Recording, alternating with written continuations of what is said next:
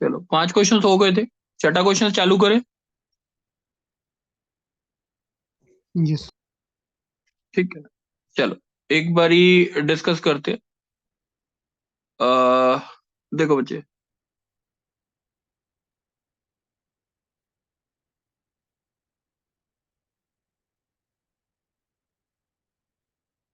Six question देखते हैं, एक बारी पढ़े। ये कहते हैं शिवम, पढ़े जा रहे जल्दी से। Consider all the rectangles lying in the region xy belongs to r cross r such that x belongs from 0 to pi by 2 and y belongs from 0 to 2 sine 2x, and having one side on the x-axis, the area of the rectangle which has the maximum perimeter among all such rectangles is. ठीक है, मेरे को लगता है ये पूछा है ना शायद। Yes sir. इसका एरिया सबसे ज्यादा होना चाहिए। इस कर्व की इक्वेशन है 2 sin 2x। जब पैरामीटर क्लियर है? जिसका ज्यादा उसका एरिया। हाँ, ABCD का पैरामीटर पैरीमीटर चाहिए ना। सर निकालना एरिया है लेकिन पैरामीटर मैक्सिमम होना चाहिए। हाँ हाँ, कोई बात नहीं। 0 और ये क्या है, 2 sin 2x है, तो ये π/2 होगा शायद। Sine pi 0 yes. होता है ना। अब यस। अगर मैं ये बोलता हूँ, ये वाला कोऑर्डिनेट क्या मान सकता हूँ, डी को क्या मान सकता हूँ मैं। मैंने मान लिया डी के कोऑर्डिनेट को x, 2 sin 2x। सही है। ये होगा x+h, 2 sin 2x+h। देखना एक मिनट, 2h यही होगा ना। Yes sir. तो हाइट तो BC और AD बराबर होने की वजह से 2 sin 2x is equal to 2 sin 2x+2h होगा। 2 से 2 कट गया, sin 2x is equal to sin 2x+2h। इसको मैं लिखता हूँ, sin 2x को लिखता हूँ sin π - 2x is equal to sin 2x+2h। सही है कि नहीं है? Yes sir. अगर मैंने इसे लिखा π - 2x is equal to 2h, सही है।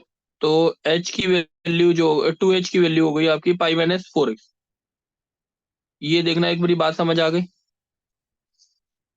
जो पेरीमीटर होगा इसका, वो होगा आपका AB × 2 प्लस AD × 2। कोई डाउट तो नहीं? No sir. AB जो है वो कितना होगा? टू AB एच हो h जाएगा। होगा। हाँ सर, टू ये एच होगा होगा AB। फिर। टू एच यानी AB कितना हो गया, h होगा। तो 2h की वैल्यू π - 4x हो गई। सही है ना। Yes sir. AD की वैल्यू आपकी आएगी 2 sin 2x × 2। देखना एक बारी। Yes sir. मेरे को अभी कहीं गलती तो नहीं किया, कुछ देख लो एक बारी।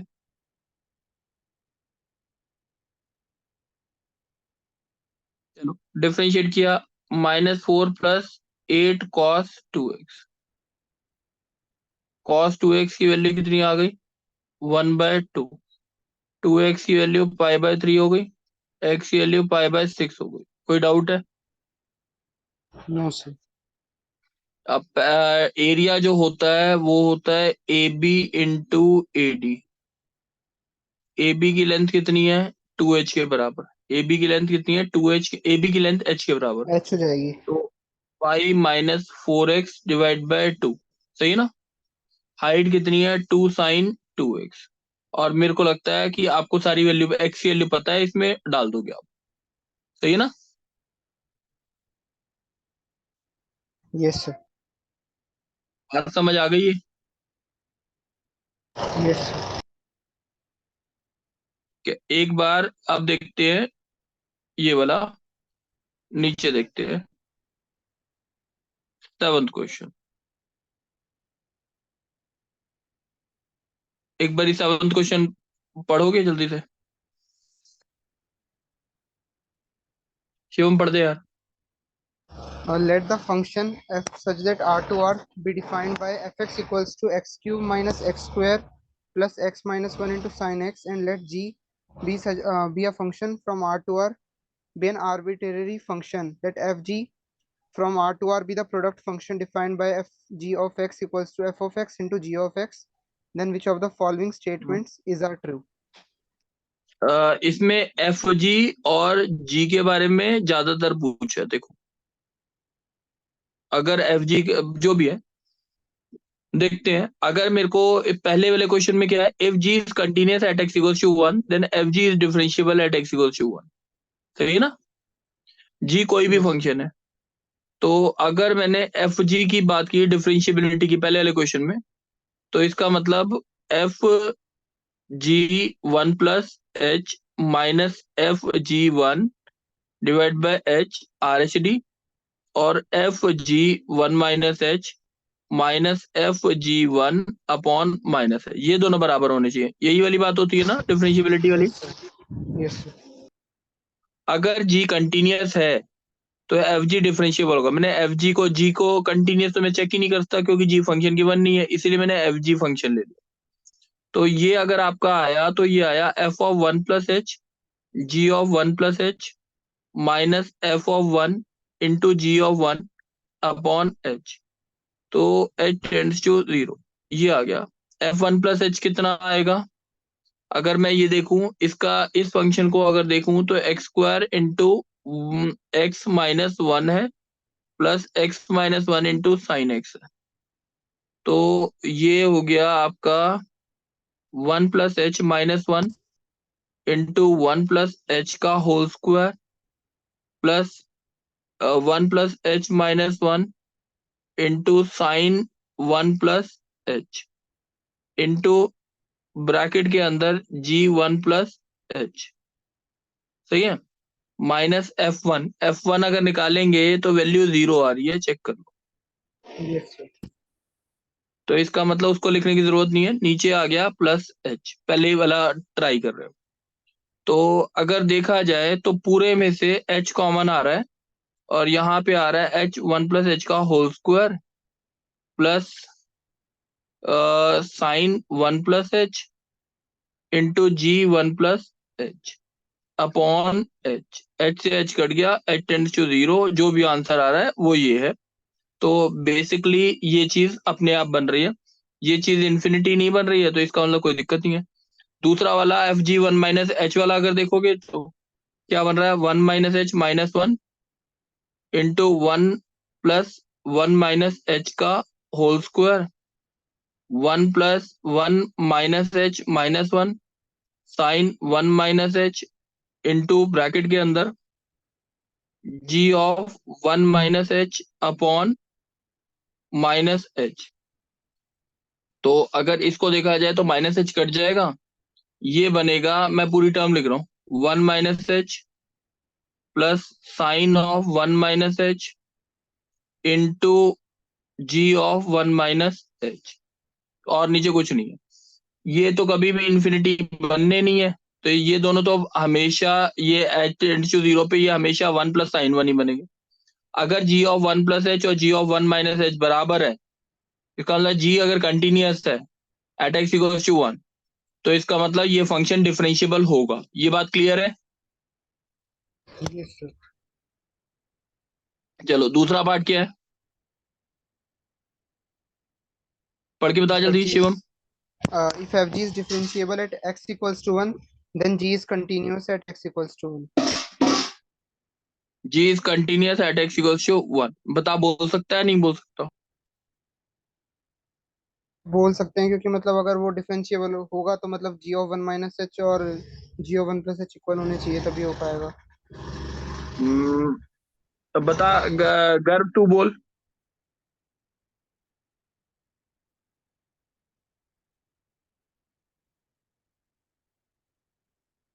गर्व Yes, sir. बोल, ये जो बोल रहा है if f g is differentiable at x equals to 1 और then g is continuous. Sir एक सेकंड।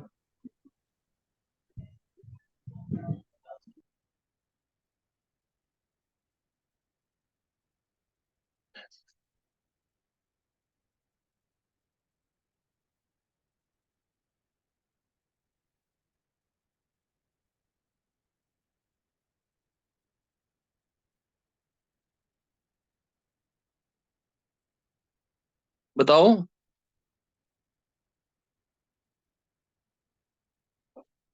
हिमांग तू बोल। फिर होना तो चाहिए वैसे। तू बता। नहीं, हमेशा होना चाहिए। फिर एफ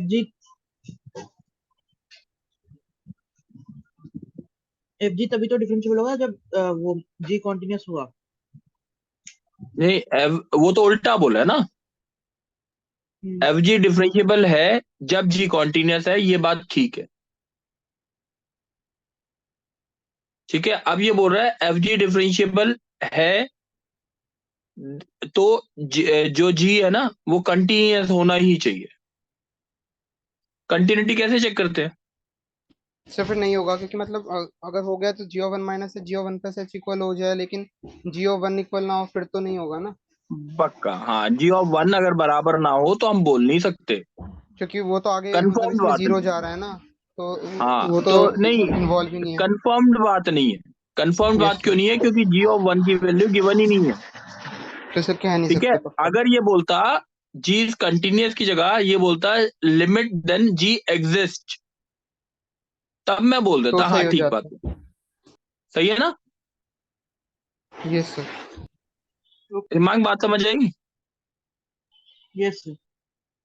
और थर्ड ऑप्शन क्या होगा? If g is differentiable at x equals to one.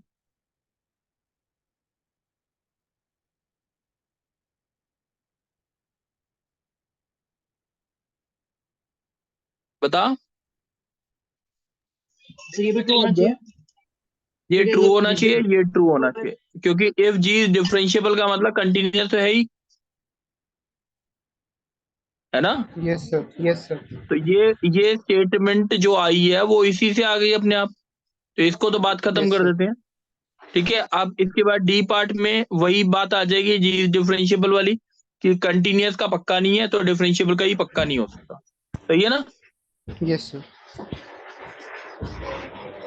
चलो, सर एक अगर इसमें बार मे भी लिखा होता तो मे सही हो भी, जाता हाँ, ना। मे भी लिखा होना चाहिए, मे भी लिखा होना चाहिए। ठीक है, चल अब एट्थ क्वेश्चन एक बारी यस सर। पढ़ेगा हिमांग, तू पढ़ दे यार। let M be a 3 cross 3 invertible matrix with real entries, and let I denote the 3 cross 3 identity matrix.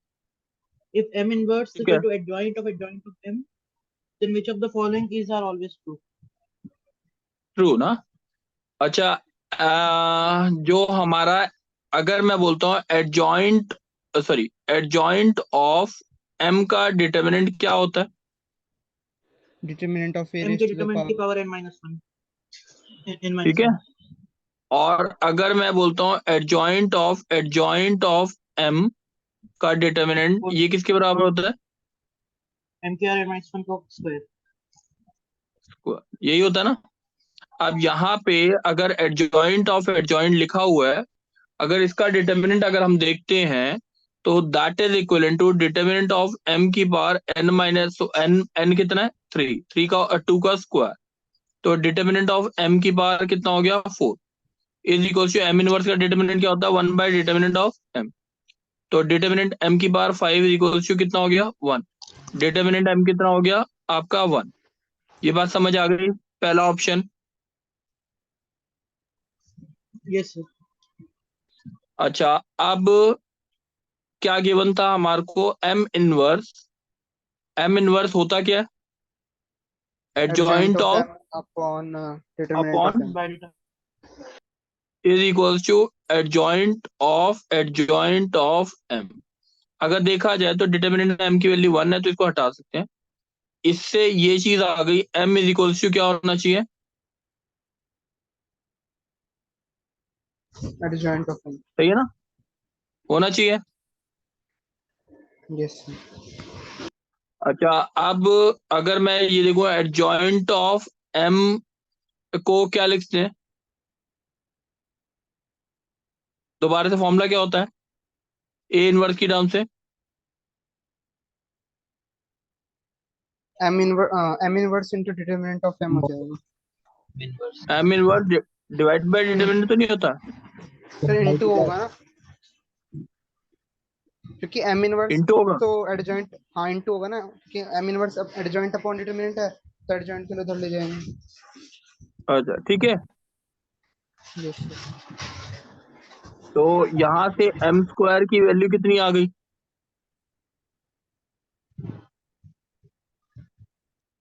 आई आ गई। आई यस सर। चाहे एम स्क्वायर को बोल दो, एम की वैल्यू किसके बराबर है?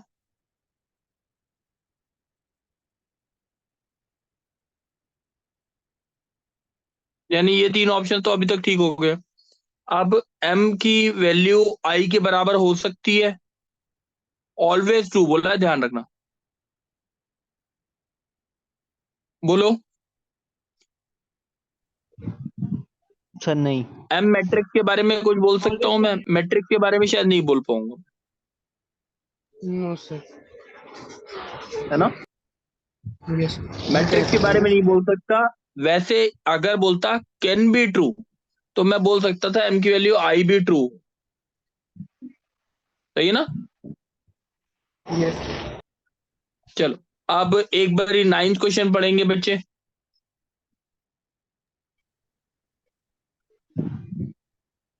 हिमांग पढ़ दे। सर मैं गया था 3:20 पे वो केमिस्ट्री की क्लास के लिए भी जाना है।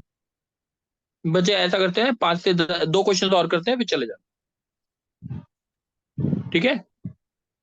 Yes sir. Let जल्दी S से be बता। the set of let S be the set of हाँ all complex numbers satisfying mod z square plus z plus 1 equal to 1, then which of the following is true?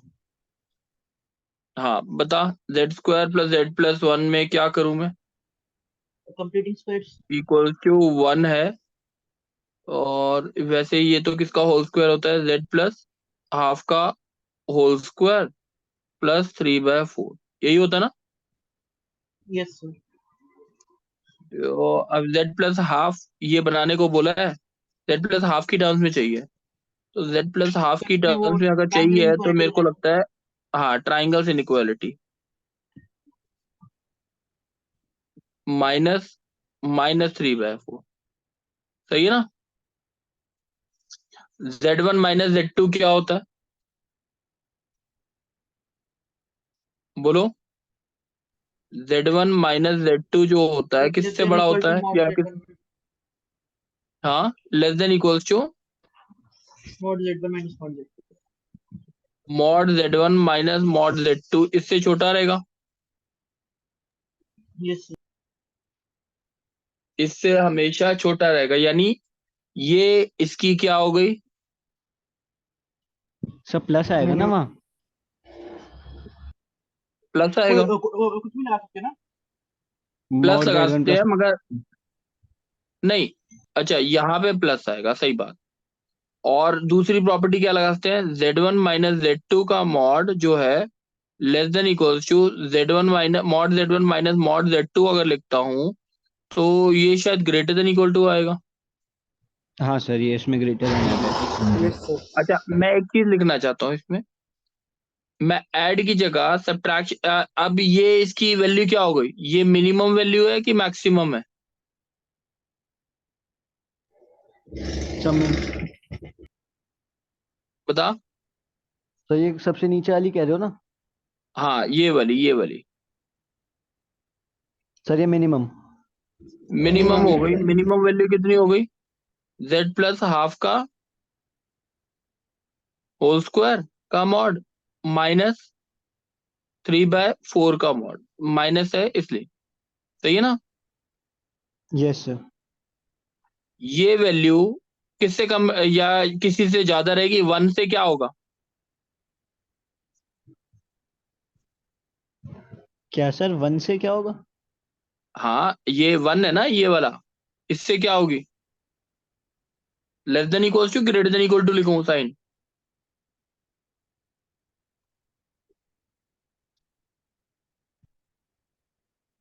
एक second sir.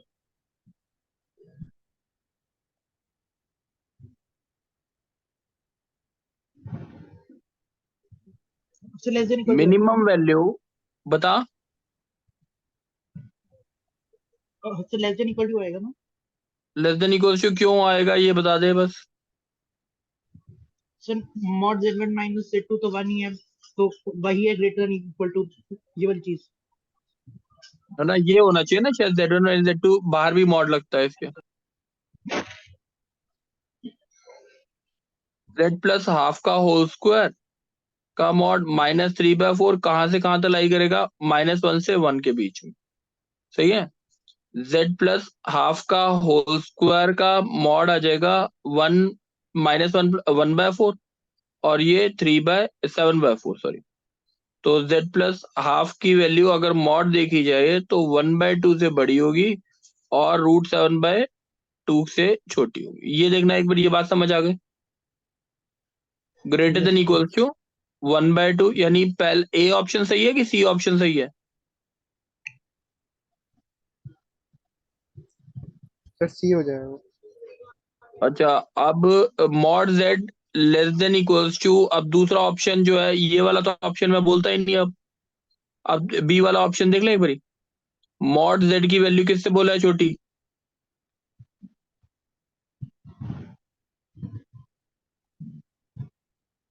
बताओ।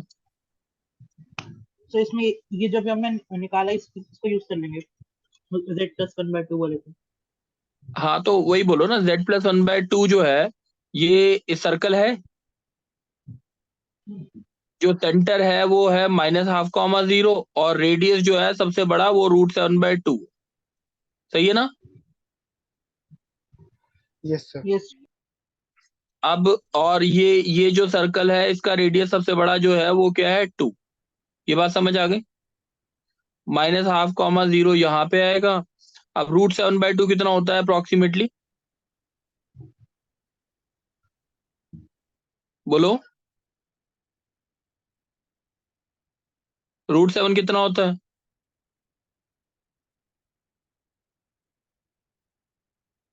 Sir 2.78 के आसपास आ जाएगा, 2.78। 27, 2.7 तो नहीं होगा, 2.6 से बड़ा 2.65 तक मान लेते हैं, ठीक है ना। 1.32 मान लेते हैं, ये 1.32 आएगा। ये जो डिस्टेंस है यहां से यहां तक का डिस्टेंस वो कितना है? सही है।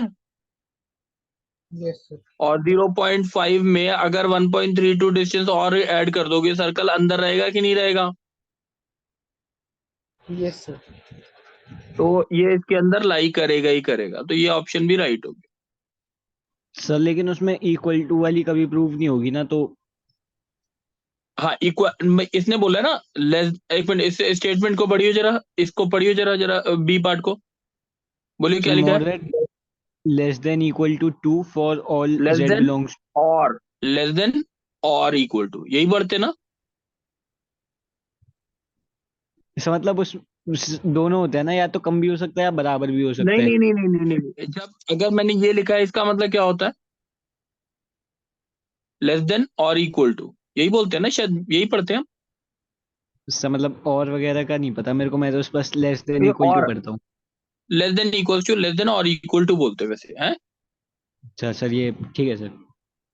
ठीक है, अगर कोई डाउट होगा तो देख लेंगे ना दोबारा, है एक बार करके देख लियो, मेरे को भी आंसर याद नहीं है, मैंने करके देखे थे अभी। सर मैं ठीक तो है। ये सोच रहा था बिना सॉल्व करे, कि जैसे हम्म, वो हमें सबसे ऊपर वाली स्टेटमेंट दे रखी है ना, z² + z+1 वाली, बिल्कुल। हाँ, तो 1 तो ऑलरेडी ऐड हुआ ही पड़ा है। तो जो 1 तो जेड स्क्वायर, ऑलरेडी, हाँ। अगर हमने इमेजिनरी पार्ट 0 मान लिया, है ना, हम्म, तो z² + z का रियल पार्ट 0 हो जाएगा। ठीक और है, अगर रियल हमने, पार्ट 0 हो गया, दो कॉम्प्लेक्स नंबर हो गए, -1 और 0। हाँ, एक z और इक्वल अगर टू हमने, -1 और एक z इक्वल 0। और अगर हमने मान लिया कि मतलब जो इसका रियल पार्ट है वो -1 से भी, वो इमेजिनरी पार्ट हमने मान लिया कि -1 से 1 के बीच में लाई कर रहा है, हम्म, z² + z का, तो उसका रियल पार्ट भी उनके बीच में ही लाया करेगा, हम्म, है ना। तो फिर वो मतलब उस वाली कंडीशन के हिसाब से ये ऑप्शन सीधा सही आ रहा है ना, देख के। हाँ हाँ, ठीक ठीक ठीक, वो भी ठीक है, वो कोई इश्यू नहीं है, इसमें थोड़ा सोचेगा तो हाँ वो बना सकता है तू सॉल्यूशन, मगर हाँ पूरा ठीक है, वैसे कोई दिक्कत नहीं है मेरे हिसाब से। अगर तेरे ऐसे हो सकता है, तेरे को लगता है हो जाएगा तो इट्स गुड। ठीक है, चलो एक बार ये ना गर्व जल्दी से 10th क्वेश्चन पढ़ दो यार।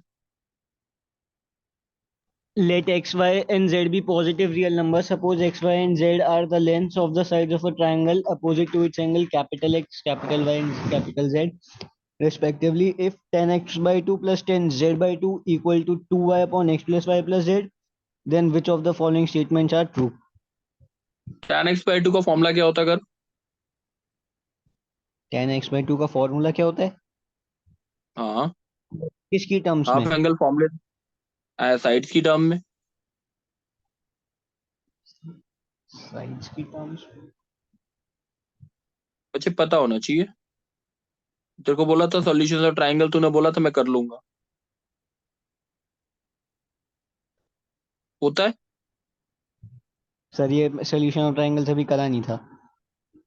मैं तेरे को बोल रहा हूँ ध्यान रखियो, ये वाले क्वेश्चन है ना, बताए इसमें ना कोई क्वेश्चन हाई फाई नहीं है।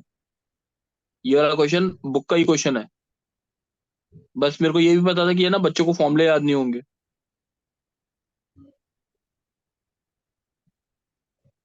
ये बात समझ आ गई? ये मैं फॉर्मूला लिखा है बस। ठीक है। यस सर, आ गई। नीचे क्या आया? S minus x s minus Z. ऊपर क्या आया? एस माइनस जेड रूट से बाहर रूट एस माइनस वाई। यहाँ पे क्या आया जल्दी बता? एस माइनस एक्स है तो एस माइनस। हमारा एस माइनस जेड है, तो s minus x into root of s minus y is equal to y upon s. कोई दिक्कत है? No sir. रूट अगर देखा जाए तो s minus y upon s s minus x s minus z is into 2s minus x plus z is equals to y by s. 2s minus x plus z जो होता है, 2s is equals to x plus y plus z होता है, तो ये y cut जाएगा। तो अगर देखा जाए तो आपका आ गया s into s minus y upon s s minus x s minus z under root में इज इक्वल्स टू कितना आ गया? 1। सही है कि नहीं? ये मेरे हिसाब से होता है tan y by 2 is equals sir to 1 एक इज इक्वल्स टू हो गया। क्या? सर एक रूट एस मिस हो गया, वो राइट साइड आएगा ना? एक रूट एस मैंने मिस नहीं किया, ये रूट एस से ये रूट एस काट के ऊपर लिख दिया। अच्छा, नीचे नीचे भी तो लिखा हुआ है। अच्छा सॉरी सॉरी सॉरी, ये फॉर्मूला मैंने गलत लिख दिया, ठीक है ना। Yes sir. तो y by 2 equal to pi by 4, y equal to pi by 2। कोई डाउट है तो बता दो। No sir. अगर y की वैल्यू पाई बाय 2 आ गई है तो इसका मतलब अब क्या कर सकते हैं? मेरे को 2y equal to x plus z check करना है। तो ट्राइंगल कैसा बनेगा?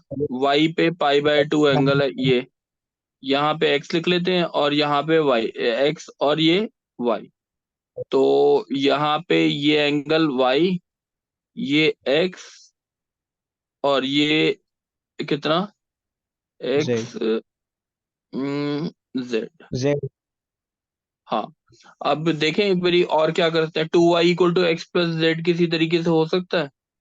हाँ सर, ये तो नॉर्मल हो गया ना, ट्रायंगल की तरह 90 आ रहा है 2 बाई, तो वो 90 हो गई, ट्रायंगल बन रहा है तो। ट्राइंगल बन रहा है तो 90 होगा, मतलब ये रिलेशन ठीक है ये?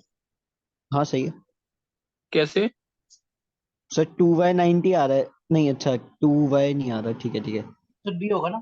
ये बी सही होगा, वो तो बी, ए एंगल आ नहीं। रहा है ना, एंगल आ रहा है ना। हाँ ये अगर बोलते y square is equal to x square plus z square तो ये बात ठीक थी।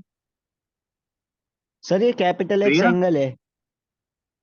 कैपिटल एक्स जो है वो एंगल है, और हाँ कैपिटल स्मॉल डी। वाई जो है, हाँ यार हाँ तो वैसे सर ये, इसमें कैपिटल एक्स और कैपिटल जेड लिखा हुआ ना, ये स्मॉल होगा। अच्छा देख लेते हैं।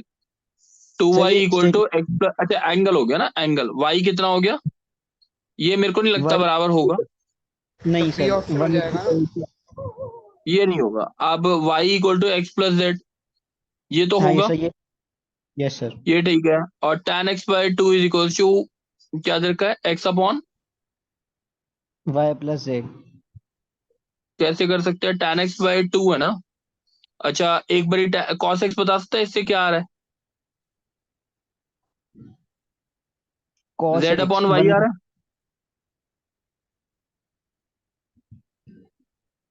है ना। Cos X Z. Right angle triangle है ना, दिस अपॉन दिस। अच्छा सर, ठीक है ठीक है। cos tan x बाय 2 का फॉर्मूला मेरे हिसाब से होता है 1 minus cos x upon 1 plus cos x, सही है ना। यस, यही होता है। अब 1 माइनस जेड बाय वाई और 1 प्लस जेड बाय वाई, इससे कुछ आ रहा है, y minus z upon y plus z, कुछ होता है सर इस, रूट। सर इससे तो हाँ नहीं आ रहा। y माइनस कुछ। जेड एक्स, मतलब नहीं आ रहा। x by y plus z होना चाहिए ना रूट में। सर और कोई रैशनलाइज तरीका, करना चाहिए। अगर रैशनलाइज करूंगा तो मेरे पास आ जाएगा Y square minus Z square और नीचे आ जाएगा आ गया Y plus y plus Z आ गया, अंडर सर, रूट आ गया में sir. Y square minus Z square X होता है ना। Yes sir. मेरे हिसाब से आ गया है ना कर। यस सर, आ गया। अब लास्ट ऑप्शन क्या है, x square plus z square minus y square, ये तो गलत बोल रहे हैं ना। ये इससे गलत हो जाएगा। ठीक है, तो अब मेरे को लगता है सर का बैच भी है, तुम्हारे को सब कुछ जानना होगा ना। Yes sir. चलो ठीक है बच्चे, नेक्स्ट क्लास कर लेंगे, मोस्ट प्रोबेबली देखते हैं आज कल, कल वैसे मोस्ट प्रोबेबली क्लास होगी, ठीक है, और मॉर्निंग में होगी। ऋषि बच्चे समझ आ सर गया। लेट रख ले करो सर क्लास। बच्चे देख मेरे मतलब पास है ना, मॉर्निंग में फ्री होता है ना 9 9:30 10, मैं रखूंगा तो 10 10:30 बजे रखूंगा, कोई दिक्कत तो नहीं। हाँ सर, उस फिर दिक्कत नहीं। हाँ मैं 10 10:30 से पहले नहीं रख सकता, वो आज के लिए था कि मेरी छुट्टी थी इसलिए मैंने बोला था, ठीक है। ठीक है सर।